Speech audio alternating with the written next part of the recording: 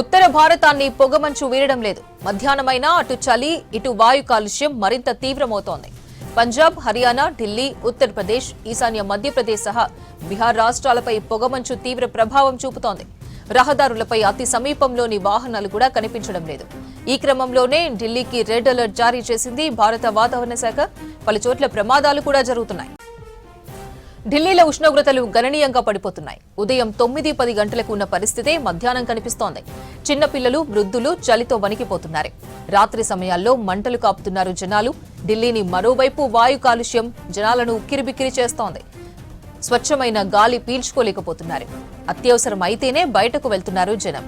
హైవేలపై దట్టమైన పొగమంచు అలుముకుంటోంది. 15 రాష్ట్రాలకు రైల్వే శాఖ అలర్ట్ జారీ చేసింది. ఢిల్లీలో విజిబిలిటీ స్థాయి 0 లెవెల్కి చేరుకుంది. పంజాబ్, హర్యానాలో విజిబిలిటీ 50 మీటర్ల లోపే ఉంది. కశ్మీర్, హిమాచల్, ఉత్తరాఖండ్లో చలి తీవ్రత మరింతగా ఉంది. ఆయా రాష్ట్రాల్లో సరస్సులు కూడా గడ్డకడుతున్నాయి.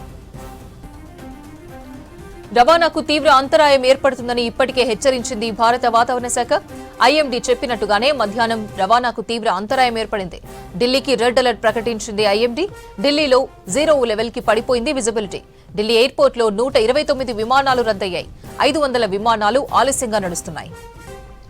ఢిల్లీ వ్యాప్తంగా గాలి నాణ్యత రోజురోజుకి పడిపోతోంది. దీంతో విద్యార్థులకు స్వచ్ఛమైన గాలిని అందించడానికి 10,000 తరగతి గదుల్లో ఎయిర్ ప్యూరిఫైయర్లను ఏర్పాటు చేస్తామన్నారు ఢిల్లీ విద్యాశాఖ మంత్రి ఆశిష్ సూద్.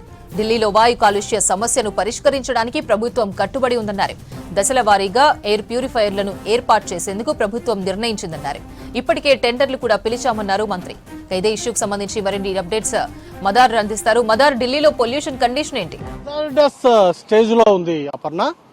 చాలా ప్రాంతాల్లో కూడా సుమారు 600 పైచీలకు ఏక్యూఐ లెవెల్స్ నమోదయ్యాయంటేనే సిచ్యువేషన్ ఏ స్థాయిలో ఉందో అర్థం చేసుకోవచ్చు. నార్మల్ గా అయితే ఒక మేజర్ సిటీస్ లో 200 నుంచి 300 వరకు కూడా ఏక్యూఐ లెవెల్స్ ఉంటుంది. బట్ ప్రస్తుతం ఢిల్లీలో చాలా ప్రాంతాల్లో 650, 670 వరకు కూడా చేరుకున్నటువంటి పరిస్థితి. ప్రస్తుతం మనం ఇండియా గేట్ దగ్గర ఉన్నాం. నార్మల్ గా అయితే ఇట్లాంటి సిచ్యువేషన్స్ లో నార్మల్ గా మధ్యాహ్నం 1 గంట ఆ ప్రాంతంలో ఇండియా గేట్ అనేది చాలా క్లియర్ విజిబిలిటీ అనేది ఉంటుంది. బట్ గడిచిన 2-3 రోజుల నుంచి కూడా డెన్స్ ఫాగ్ ఎఫెక్ట్ కావచ్చు, అలాగే పొల్యూషన్ తాలూకా ఎఫెక్ట్ కావచ్చు, చాలా వరకు విజిబిలిటీ అనేది కూడా చాలా తగ్గిపోయింది. ప్రస్తుతం నాకు ఆల్మోస్ట్ ఒక 300 మీటర్ల లోపే ఉంటుంది. బట్ అయినప్పటికీ కూడా క్లియర్ విజిబిలిటీ అనేది లేదు. ఇక సిటీలోనే అంటే మెయిన్ సెంట్రల్ ఢిల్లీలోనే ఇట్లాంటి స్టేజ్లో ఉంటే ఇక హైవేస్ కావచ్చు, లేకపోతే శివారు ప్రాంతాల్లో ఎట్లా విజిబిలిటీ ఉందనేది అంచనా కోరవచ్చు. చాలా వరకు ట్రాఫిక్ జామ్స్ అవుతా ఉన్నాయి. ఎందుకంటే విజిబిలిటీ చాలా వరకు తక్కువగా ఉంది. దాంతో ప్రమాదాలు అనేది కూడా జరుగుతూ ఉన్నాయి. కాబట్టి చాలా వరకు రోడ్ పైన వెళ్ళేటువంటి ప్రయాణికులు వాళ్ళందరూ కూడా చాలా వరకు సేఫ్టీ ప్రికాషన్స్ తీసుకొని అంటే చాలా నెమ్మదిగా ప్రయాణాలు అనేది కూడా చేస్తూ ఉన్నటువంటి పరిస్థితి ఉంది. ఇక మిగతా ఏరియా అంతా కూడా డెన్స్ ఫాగ్ తోటే ఉంది.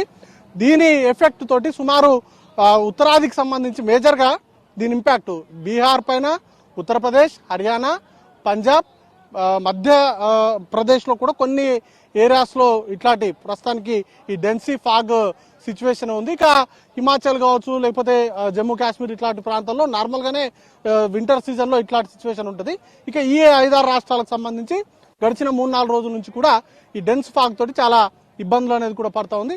ఈ 5-6 రాష్ట్రాల్లో కీలకంగా ఈ 5-6 రాష్ట్రాల నుంచి వెళ్ళేటువంటి ఫ్లైట్స్ కావచ్చు, లేకపోతే ట్రైన్స్ కావచ్చు, ఇవన్నీ కూడా తీవ్రంగా ఇంపాక్ట్ అవుతా ఉన్నాయి. అవి ఒక సుమారు 15 రాష్ట్రాలకి కొన్ని అడ్వైజరీస్ కూడా రైల్వే శాఖ రిలీజ్ చేసిందంటేనే సిచ్యువేషన్ ఏ స్థాయిలో ఉందో మనం అర్థం చేసుకోవచ్చు. ఇక ఈరోజు ఉదయం నుంచి సుమారు 120 ఫ్లైట్స్ వరకు ఢిల్లీ ఎయిర్పోర్ట్స్లో క్యాన్సిల్ అయితే సుమారు 500 ఫ్లైట్స్ వరకు డిలే నడుస్తూ ఉన్నటువంటి సినారియో ఉంది. ఇక ఢిల్లీకి సంబంధించి పొల్యూషన్ కట్టడికి సంబంధించి కొన్ని చర్యలకైతే బీజేపీ సర్కార్ చర్యలు తీసుకుంటుంది. ముఖ్యంగా చిన్న పిల్లల మీద ఎక్కువ ఇంపాక్ట్ అనేది కూడా ఉంటుంది. కాబట్టి ఖచ్చితంగా స్కూల్స్కు సంబంధించి ఇప్పటికే గ్రేప్ 4ని ఇంప్లిమెంట్ చేస్తున్నారు. పూర్తి స్థాయిలో భవన నిర్మాణానికి సంబంధించినటువంటి పనులు అనేది కూడా ఆపివేశారు. కొన్ని సుప్రీంకోర్టు ఇచ్చినటువంటి గైడ్ లైన్స్ ఉన్నాయి. టోల్ ప్లాజాస్ని తీసేయడం కావచ్చు, ఇవన్నీ కూడా చేస్తూ ఉన్నారు. వాటితో పాటు స్కూల్స్కి హైబ్రిడ్ మోడ్లో ప్రస్తుతానికైతే స్కూల్స్ నడుస్తున్నాయి. వాటిలో చాలా వరకు గవర్నమెంట్ స్కూల్స్ కావచ్చు, లేకపోతే మేజర్ ప్రైవేట్ స్కూల్స్లో కూడా ఎయిర్ ప్యూరిఫైయర్స్ని ఇన్స్టాల్ చేసేలాగా ఏర్పాట్లు అనేది కూడా సాగుతూ ఉన్నాయి. వాటితో పాటు ఢిల్లీకి సంబంధించి ఎందుకంటే ఐటీఓ వంటి ప్రాంతాల్లో ఎక్కువగా ట్రాఫిక్ జామ్ తోటి ఈ పొల్యూషన్ సంబంధించినటువంటి ఏక్యూఐ లెవెల్స్ అనేది కూడా అక్కడ ఎక్కువగా నమోదవుతూ ఉంటుంది. ఐటీఓ కావచ్చు, లేకపోతే సబ్జార్జంగ్, ఇక ఆనంద్ విహార్, ఇట్లాంటి చాలా ప్రాంతాల్లో లోధి ఎస్టేట్ కావచ్చు, లేకపోతే ఢిల్లీ సెంట్రల్ ఢిల్లీకి సంబంధించి ఇండియా గేట్ పరిసర ప్రాంతాల్లో ఎక్కువగా ఈ పొల్యూషన్ సంబంధించి ఎక్కువ ఇంపాక్ట్ అనేది కూడా ఉంటుంది. కాబట్టి ఇక్కడ కొద్ది కాలంగా ఇక్కడ స్మోక్ గన్స్ ని తిప్పడం కావచ్చు, లేకపోతే వాటర్ స్ప్రింక్లర్స్ ని వాడడం కావచ్చు, అవన్నీ కూడా చేస్తా ఉన్నారు. ప్రస్తుతం ఇండియా గేట్ దగ్గర కొన్ని చెట్ల మీద ఏ స్థాయిలో దుమ్ము ధూళి ఉందో మనం చూడొచ్చు. నేను విజువల్స్ లో చూపిస్తాను. నార్మల్ గా అయితే